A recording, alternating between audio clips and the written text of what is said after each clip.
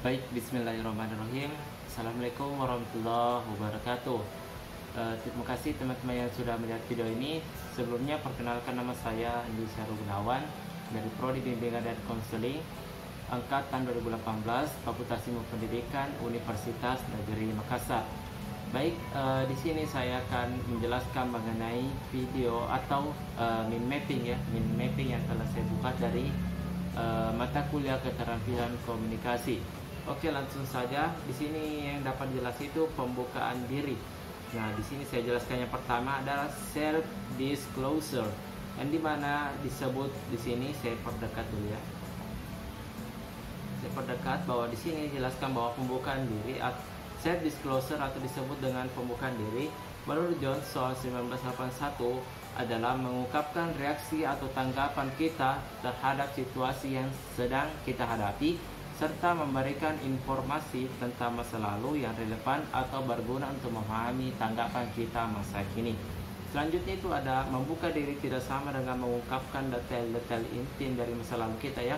Karena self disclosure itu disebut dengan pembukaan diri, tetapi yang dijelaskan di sini itu mengungkapkan detail-detail intim itu dari masa lalu kita itu tidak dijelaskan ya, atau tidak sama. Mengungkapkan hal-hal yang sangat pribadi di masa lalu dapat menimbulkan perasaan intim untuk sesaat. Selanjutnya menurut Supratiknya 1995 ada dua cara untuk menjadi lebih memahami diri sendiri, yakni yang pertama mendengarkan diri kita sendiri agar mengenal bagaimana perasaan dan reaksi kita, serta apa yang menyebabkan perasaan-perasaan dan reaksi-reaksi kita itu. Yang kedua itu meminta umpan balik dari orang lain tentang pandangan mereka terhadap diri kita dan bagaimana reaksi mereka terhadap perilaku kita. Oke, itu dari penjelasan self disclosure. Selanjutnya ada jendela Johari. Yang pertama itu adalah Joy Love dan Harry Ingham melukiskan dari diri kita ibarat sebuah ruangan berserambi 4 yang mereka sebut dengan jendela Johari sesuai nama depan mereka. Nah, ini adalah penciptanya ya, karena dia menciptakan sesuatu atau ini jendela Johari sesuai dengan nama mereka itu Johari ya. Oke, yang pertama, serambi pertama berisi hal-hal yang kita ketahui dan diketahui oleh orang lain, maka disebut daerah terbuka. Dan serambi kedua itu berisi hal-hal yang tidak kita ketahui namun diketahui oleh orang lain, maka disebut daerah buta. Serambi ketiga berisi hal yang kita ketahui namun tidak diketahui oleh orang lain, maka disebut daerah tersembunyi. Serambi keempat berisi hal-hal yang tidak diketahui baik oleh diri kita sendiri maupun oleh orang lain, disebut daerah tak sadar. Inilah menurut jendela Johari ini ya. Oke, selanjutnya membangun kepercayaan ya, saya dekatkan dulu.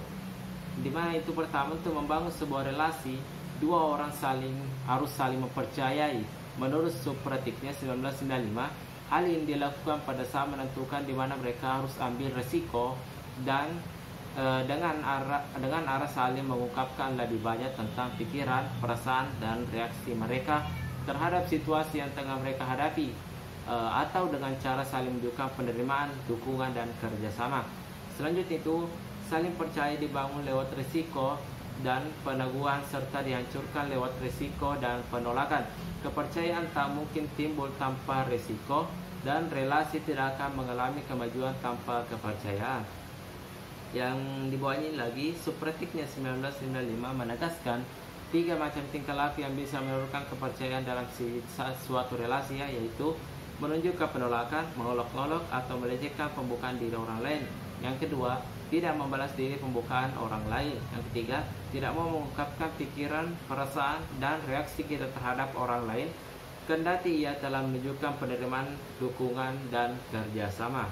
Oke, pada bagian keempat lagi kita dapat melihat itu mempercayai dan dipercayai. Mempercayai artinya rela menghadapi resiko, menerima akibat-akibat menguntungkan atau merugikan dengan menjadikan dirinya rentan di hadapan orang lain, atau dapat dikatakan dukungan kita kepada orang lain. Dapat dipercaya artinya rela menanggapi orang lain yang ambil risiko dengan cara menunjukkan jaminan bahwa orang lain tersebut akan menerima akibat-akibat yang menguntungkan. Nah, di bawah lagi ini ada dalam hal penerimaan menurut Supratiknya 1995 ada dua hal yang perlu dicatat, yaitu Pertama, penerimaan terhadap orang lain biasanya merupakan hasil atau akibat dari dan hanya bisa dimulai dengan penerimaan diri.